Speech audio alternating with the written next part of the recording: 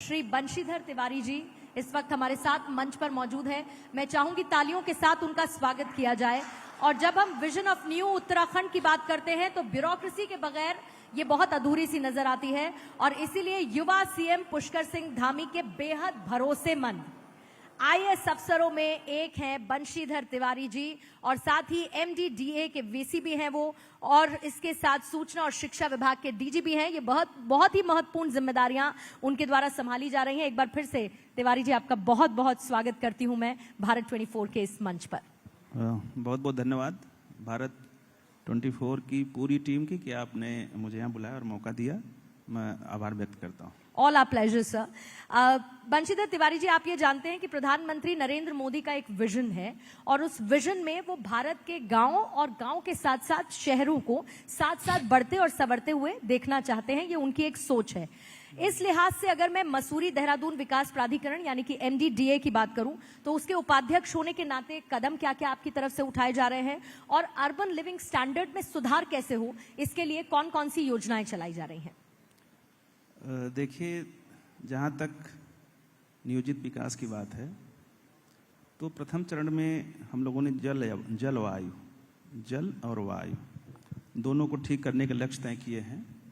और जल संरक्षण कैसे हो, जल का संवर्धन कैसे हो, हमारा जो भूगर्भ जल का स्तर है वो कैसे बढ़े, उसके लिए कुछ हम लोगों ने कदम उठाए हैं। और जो 250 वर्ग स्क्वायर मीटर से ज़्यादा प्लाट एरिया के घर हैं उनमें हम लोगों ने लान छोड़ना अनिवार्य कर दिया है, गिरंदी छोड़नी अनिवार्य कर दी है ताकि बारिश का जो पानी है वो नीचे जाए जी और हमारे जल के स्तर को बढ़ाए।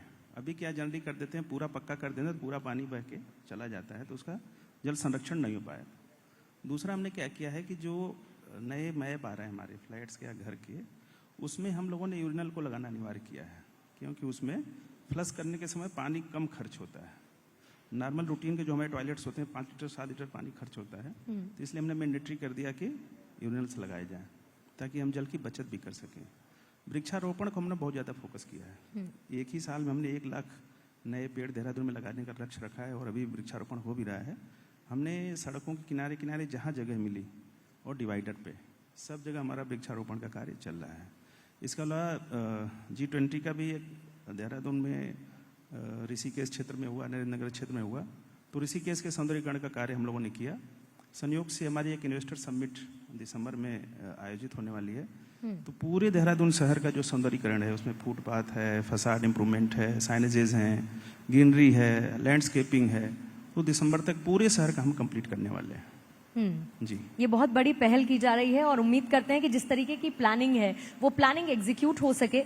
लेकिन देहरादून जो है अब वो दिल्ली से दूर नहीं है, बहुत नजदीक हो चुका है। मतलब अगर मैं एनसीआर से सोचूं, क्योंकि मैं एनसीआर से ही हूँ, मुश्किल से 3 से 4 घंटे का वक्त मुझे लगेगा जब मैं देहरादून रीच आउट कर सकती हूँ। कैसे ट्रैफिक मैनेज हो? दूसरा, पार्किंग को लेकर आप क्या व्यवस्था सोच रहे हैं, खासतौर से जो नए हाउसिंग प्रोजेक्ट्स बन रहे हैं या बनाए जाएंगे, किस तरीके का लेआउट और उसकी प्लानिंग है? देखिए, बिल्कुल आपकी बात सही है। चूँकि हमारी रोड्स अच्छी हुई हैं तो देहरादून से दूरी जब घटी है या समय कम लगा है, अब तो कोई किलोमीटर में नापता नहीं, अब तो सब समय के हिसाब से चलते हैं कि 2 घंटे 2.5 घंटे में पहुंच जाएंगे। तो शनिवार रवि और खास करके अगर वीकेंड पर लंबी छुट्टी है तो देहरादून का प्रेशर बढ़ जाता है। उसको लेकर के यहाँ पार्किंग की हमने कई योजनाएँ की हैं। मसूरी में हम पार्किंग शुरू कर चुके हैं बनाना, देहरादून में 2 पार्किंग बना रहे हैं। इसके अलावा राजपुर रोड पर हम एक पार्किंग बना रहे हैं। बाकी जो शहर का ट्रैफिक है, एक ऐसा ऐप भी हम डेवलप कर रहे हैं कि लोगों को ऐप के माध्यम से ही कहाँ पार्किंग स्लॉट खाली है वो उनको पता चल जाए ताकि ऑनलाइन पार्किंग की बुकिंग कर सके। जो मसूरी हमारा क्षेत्र है जो पर्यटन के लिए, वहाँ पर भी हमने पार्किंग के साथ साथ एक 20 एकड़ का काफ़ी बड़ा एरिया हमारा है, वहाँ पर एक इको पार्क डेवलप कर रहे हैं। मसूरी में एक अच्छा आकर्षण का केंद्र बनेगा वो। किंकरे की ऑलरेडी हमारी वहाँ पार्किंग बनी हुई है, तो जब हम इको पार्क वहाँ बनाएंगे तो एक अच्छा आकर्षण का केंद्र वो बनेगा। तो निश्चित रूप से समय के साथ जैसे दबाव बढ़ेगा हम लोग उसकी व्यवस्था करेंगे। एक निजी जो भूमि है, जिसे प्राइवेट पार्किंग डेवलप करने के लिए भी हमारी एक पॉलिसी सरकार लेके आई है। उसमें अगर कोई अपनी जमीन में पार्किंग बनाता है तो पार्किंग के साथ साथ उसमें कमर्शियल स्पेस दिया जाने की व्यवस्था की गई जो काफ़ी अट्रैक्टिव है। तो प्राइवेट पार्किंग के भी प्रपोजल हमारे पास आ रहे हैं। अभी तक क्या था कि सरकार ही पार्किंग बनाती थी, अब निजी भागीदारी से भी हम लोग बना रहे हैं। लेकिन दबाव फिर भी बहुत ज्यादा बढ़ गया है। मतलब अगर मैं आपसे पूछूं कि कितने समय तक देवभूमि में ये दबाव महसूस करेंगे टूरिस्ट आने वाले, क्योंकि बड़ी समस्या से वो जूझते हैं जब कहते हैं कि हम 4-4, 5-5 घंटे फंसे रहे जाम में, बड़ी दिक्कत हुई। देखिए उसके कई कारण हैं। कारण क्या है, जैसे आपका जो एनसीआर और दिल्ली का क्षेत्र है, एक तो प्रदूषण बड़ा कारण है।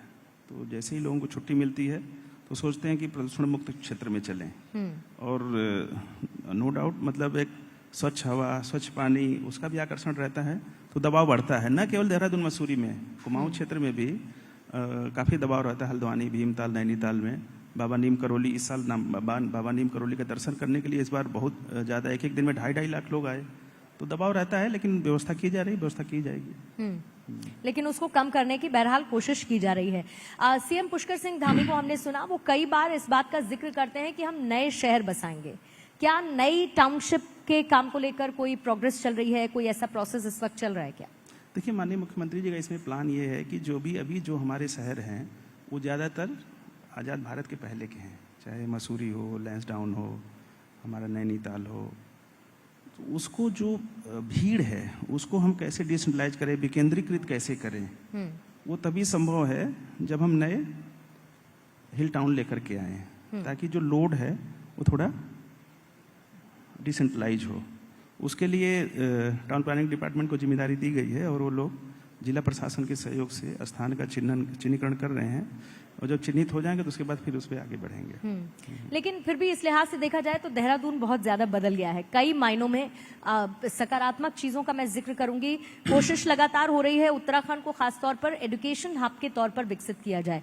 ऐसे में डीजी शिक्षा होने के नाते आप कैसे इसको देखते हैं, क्या प्लानिंग है, और कैसे एक बड़े एजुकेशन हब के तौर पर इसको और बेहतर बनाया जाए? देखिए देहरादून और नैनीताल दोनों एजुकेशन हब के रूप में पहले से ही प्रसिद्ध रहे हैं, और सर्विस सेक्टर पॉलिसी सरकार जल्दी लाने वाली है, जिसमें जो लोग निजी विद्यालय के हैं, जैसे हमारे यहाँ कई अच्छे विद्यालय हैं, सेरूड है, बिरला एकेडमी है, इस तरह की जो भी हैं सभी को, और लोगों के साथ अगर भारत के डीपीएस हैं, इस तरह की जो भी ब्रांडेड हमारे एक स्कूल है एजुकेशन के क्षेत्र में, उनके साथ हम लोग बैठक करने वाले हैं।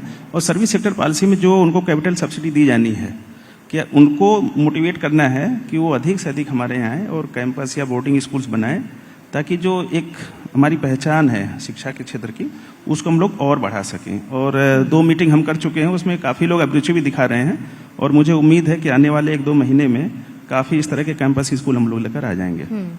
लेकिन सोशल मीडिया के इस दौर में सूचना डीजी का दायित्व क्या बहुत ज्यादा मुश्किल हो जाता है, कोप अप करना उससे, या उसको बैलेंस करके चल पाना? देखिए सोशल मीडिया 2धारी तलवार है जी, ठीक है, और बहुत ही नीरछीर विवेक चाहिए इस पे कुछ लिखने के लिए, इसको पढ़ने के लिए। और चूंकि एक नया ट्रेंड चल रहा है कि सबसे पहले हम ही ब्रेक कर दें, तो कई बार ऐसी सूचनाएं या खबरें लिख देते हैं जो सत्य से परे होती हैं, लेकिन जिसके लिए हम लिखते हैं उसके लिए वो डैमेज कर चुकी होती है। तो इस तलवार का जो उपयोग है बहुत सावधानी से करना चाहिए, बहुत जिम्मेदारी के साथ करना चाहिए।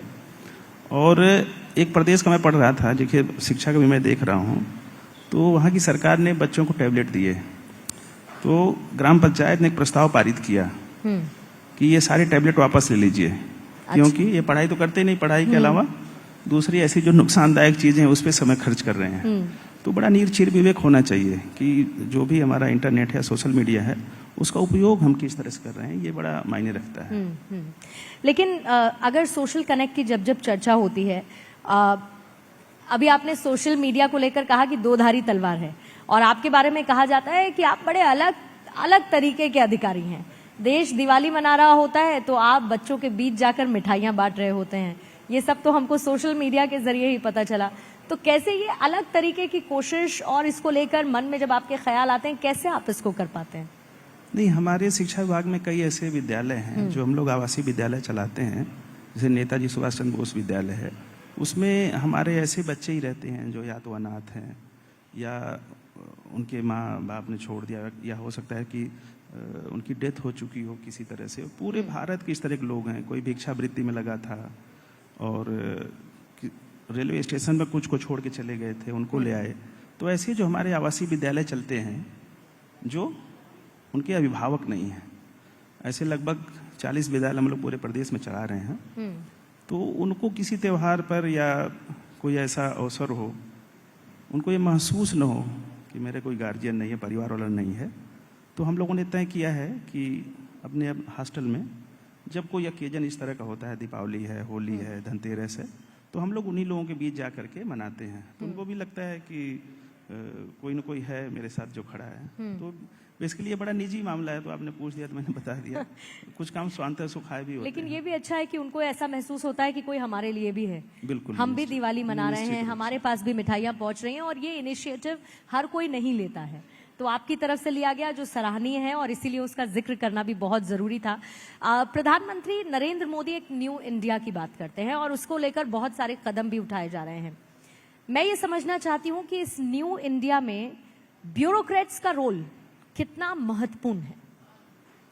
देखिए, जो सरकार और शासन नीतियाँ बनाता है और उनको जो अनुपालन की जिम्मेदारी है, और अंतिम छोर का जो व्यक्ति है उस तक वो लाभ पहुंचाना, निश्चित रूप से जो सरकारी सेवा में लोग हैं, वो चाहे किसी भी पद पर हों, हर महत्वपूर्ण कड़ी होता है, सबकी अपनी जिम्मेदारी होती है। और कोई जंजीर कहते हैं उतनी मजबूत होती है जितनी उसकी कमजोर कड़ी। तो कमजोर कड़ी हम ना हो, कोई ये ना कहे कि मैं सबसे कमजोर कड़ी हूँ, तो सभी को उसकी मजबूत कड़ी बनना चाहिए। और जो मजबूत कड़ी बनेंगे तो निश्चित रूप से जंजीर मजबूत होगी। और जिन उम्मीदों और लक्ष्यों को लेकर के सरकार अपनी योजनाएं बनाती है, उनको हम लोग बेहतर तरीके से पूरा कर सकेंगे। तो backbone of the state system ही होता है, तो एक महत्वपूर्ण कड़ी तो है ही। जी, महत्वपूर्ण कड़ी है, और उसी तरीके से ब्यूरोक्रेट्स को काम करना चाहिए। ब्यूरोक्रेसी बहुत महत्वपूर्ण हो जाती है। अब आपकी इजाजत हो तो कुछ राजनीति से सवाल जुड़े हुए आपसे मैं पूछ सकती हूँ क्योंकि मैंने इसीलिए आपसे इजाजत मांगी। चलिए, दिल खोल के जो आपके मन में है राजनीति को लेकर, या जिस तरीके के बदलाव हो रहे हैं, प्रधानमंत्री का विजन, विपक्ष की तैयारी, जो आपके मन में आया आप वो कह सकते हैं। मैं आपसे कोई सवाल नहीं पूछूंगी। नहीं, देखिए, हमारे देश की विविधता ही खूबसूरती है, और विविधता में फिर भी एकता है।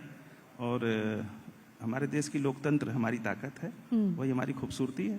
और निश्चित रूप से देखिए, आज से नहीं, हजारों वर्षों से जी, जो ब्रिजियों का गणराज्य था वो भी लोकतांत्रिक व्यवस्था वाला था। तो हम लोग तो लोकतंत्र की जननी है, और उस लोकतांत्रिक व्यवस्था में हम सब रह रहे हैं, उसको स्वीकार कर रहे हैं।